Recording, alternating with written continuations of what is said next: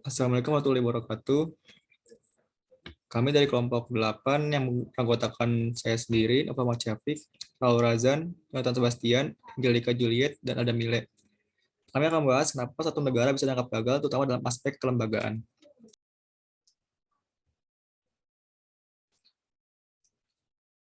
Negara gagal karena mereka diguncang oleh kekerasan internal dan tidak dapat lagi memberikan barang-barang politik yang positif kepada penduduknya. Pemerintah mereka kehilangan legitimasi dan sifat dari negara itu sendiri menjadi tidak sah di mata dan di hati pluralitas yang berkembang dari warganya. Norma-norma internasional yang diinginkan seperti stabilitas dan prediktabilitas dengan demikian menjadi sulit untuk dicapai ketika begitu banyak negara baru di dunia goyah antara kelemahan dan kegagalan dengan beberapa benar-benar gagal atau bahkan runtuh. Ada hierarki barang politik, tidak ada yang sepenting pasokan keamanan, terutama keamanan manusia, individu sendiri, hampir secara eksklusif dalam keadaan khusus, dapat mencoba untuk mengamankan diri mereka sendiri atau kelompok individu, dapat bersatu untuk mengatur dan membeli barang atau jasa yang memaksimalkan rasa aman mereka. Fungsi utama negara adalah untuk menyediakan keamanan politik itu untuk mencegah invasi dan infiltrasi lintas batas dan kehilangan wilayah, menghilangkan ancaman dalam negeri atau serangan terhadap tatanan nasional dan struktur sosial, untuk mencegah kejahatan dan segala bahaya yang terkait dengan keamanan manusia dalam negeri. Barang politik lainnya yang biasanya dipasok oleh negara dan diharapkan oleh warga negara mereka termasuk perawatan medis dan kesehatan, sekolah dan instruksi pendidikan, pengetahuan yang baik, jalan raya, rel kereta api, pelabuhan, dan infrastruktur fisik lainnya. Jalur perdagangan, infrastruktur, komunikasi, sistem uang dan perbankan biasanya dipimpin oleh bank sentral dan dilumasi oleh mata uang nasional.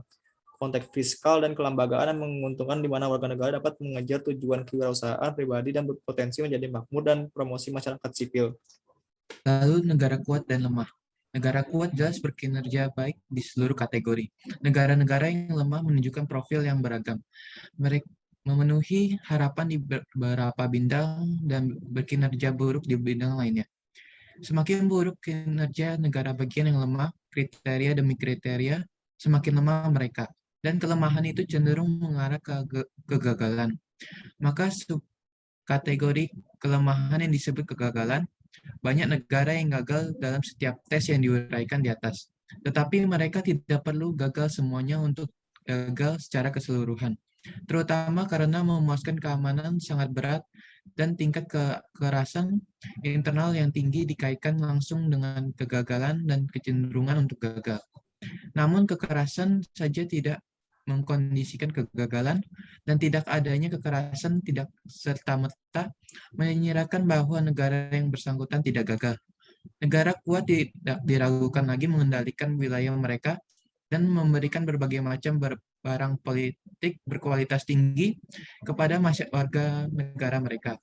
Mereka berkinerja baik menurut indikator seperti PDB per kapita, indeks pembangunan manusia, indeks persepsi korupsi transparansi internasional, dan laporan kebebasan dunia. Negara yang kuat menawarkan keamanan tingkat tinggi dari kekerasan politik dan kriminal, menjamin kebebasan politik dan kebebasan sipil, dan menciptakan lingkungan yang kondusif bagi pertumbuhan peluang ekonomi. Aturan hukum berlaku, hakim bersifat independen, jaring jalan terpelihara dengan baik, telepon berfungsi, surat, dan email keduanya tiba dengan cepat, sekolah, universitas, dan siswa berkembang pesat, rumah sakit dan klinik melayani pasien secara efektif, dan seterusnya. Secara keseluruhan, negara yang kuat adalah tempat kedamaian dan ketertiban yang patut ditiru. Negara lemah mencakup rangkaian negara yang secara inheren lemah karena kendala geografis, fisik, atau ekonomi mendasar. Pada dasarnya kuat, tetapi sementara atau secara situasional lemah karena antagonisme internal, kelemahan manajemen, keserakahan, despoti, atau serangan eksternal dan campuran keduanya. Negara biasanya menyimpan ketegangan etnis, agama, bahasa, atau antar komunitas lainnya yang belum sebetulnya menjadi kekerasan yang terang-terangan. Tingkat kejahatan perkotaan cenderung lebih tinggi dan meningkat di negara-negara yang lemah. Kemampuan untuk menyediakan ukuran yang memadai dari barang-barang politik lainnya berkurang atau berkurang lainnya. Jaringan infrastruktur fisik telah memburuk, Dan negara-negara lemah biasanya menghormati aturan hukum dalam pelanggaran. Mereka melecehkan masyarakat sipil. Penyebab negara gagal. Tidak ada negara gagal tanpa disharmonisasi antar masyarakat. Namun fakta sederhana bahwa banyak negara bangsa yang lemah mencakup si kaya dan si miskin, dan bahwa beberapa negara baru memiliki beragam kepentingan etnis, agama, dan bahasa, lebih merupakan kontributor daripada akar penyebab bangsa-bangsa. Kegagalan negara tidak dapat dianggap terutama karena ketidakmampuan untuk membangun negara dari kumpulan kelompok dengan latar belakang yang beragam. Juga tidak boleh dianggap berasal dari penindasan minoritas oleh mayoritas, meskipun kebetulan semacam itu seringkali menjadi bahan utama dorongan menuju kegagalan. Berbeda dengan negara kuat, negara gagal tidak dapat mengontrol perbatasannya. Mereka kehilangan otoritas atas bagian wilayah. Seringkali ekspresi kekuasaan resmi terbatas pada ibu kota dan satu atau lebih zona etnis tertentu. Masuk akal sejauh mana kegagalan suatu negara dapat diukur dengan seberapa besar wilayah geografi. Korupsi berkembang di banyak negara, tetapi di negara-negara yang gagal, korupsi sering terjadi dalam skala yang sangat merusak. Tentu saja ada korupsi kecil-kecilan atau korupsi pelumas yang meluas. Tetapi tingkat korupsi yang meningkat menandai negara-negara gagal. Suap untuk apapun yang dapat dimasukkan ke dalam tender palsu, persediaan medis, buku pelajaran, jembatan, jalan, dan konsepsi pariwisata di proyek konstruksi boros yang tidak perlu diatur sedemikian rupa untuk memaksimalkan sewa yang mereka hasilkan.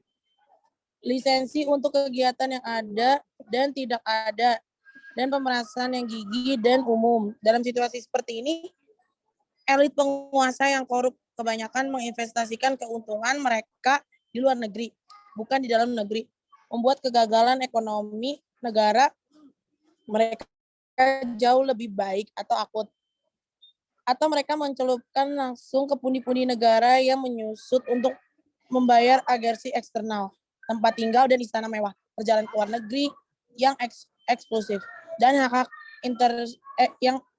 istimewa dan keuntungan yang memenuhi keserakan mereka. Potensi kegagalan ada di negara-negara yang sangat ketat, seperti Irak dan Korea Utara, yang bisa meledak segera setelah diktator atau rezim diktator digulingkan. Negara-negara semacam itu disatukan sepenuhnya oleh resepsi dan bukan oleh kinerja. Penghentian atau pelonggaran resepsi dapat menciptakan pertemuan yang tidak stabil untuk suksesi, menghasilkan anarki dan peningkatan pesat aktor non-negara. Kegagalan mungkin terjadi ketika negara-negara menyukai sistem ekonomi tertutup, ketika keterbukaan terhadap perdagangan internasional rendah atau tidak ada sama sekali, ketika angka kematian bayi tinggi, yaitu ketika rasio kematian bayi per 1.000 kelahiran hidup naik di atas median internasional, dan ketika negara bangsa tidak demokratis, karena kurangnya demokrasi memberi makan dirinya sendiri. Otokrat yang korup dan rekan-rekan mereka yang sama korupnya biasanya memiliki sedikit insentif untuk menahan kemerosotan negara mereka, karena mereka menemukan cara cerdas untuk mengambil keuntungan dari pemiskinan dan kesengsaraan. Ketika investasi asing dan domestik mengering, pekerjaan menghilang, dan pendapatan per kapita turun, masa warga di negara yang terancam melihat hak kesehatan pendidikan dan logistik mereka mencair. Terjadi kelangkaan pangan dan bahan bakar. Kesendirian dan kelaparan mengikuti, terutama jika bencana iklim mengintervensi. Berkat kelangkaan valuta asing, semakin sedikit segala sesuatu yang penting. Sementara itu, di negara gagal yang khas, keluarga dan kader yang berkuasa menyombongkan diri dengan meningkatkan porsi kue yang tersedia. Mereka secara sistematis menggelapkan kas negara, mengambil keuntungan dari devisa resmi versus biaya jalanan, mengambil bagian dalam penyelundupan dan sewa penyelundupan, dan mengumpulkan sedikit yang tersedia ke dalam telapak tangan mereka sendiri yang lengket. Jika dimungkinkan untuk mengkalibrasi aliran dana gelap ke rekening luar negeri secara andal, negara demi negara, peringatan dini yang kuat akan tersedia. Sekian dari kelompok kami, terima kasih.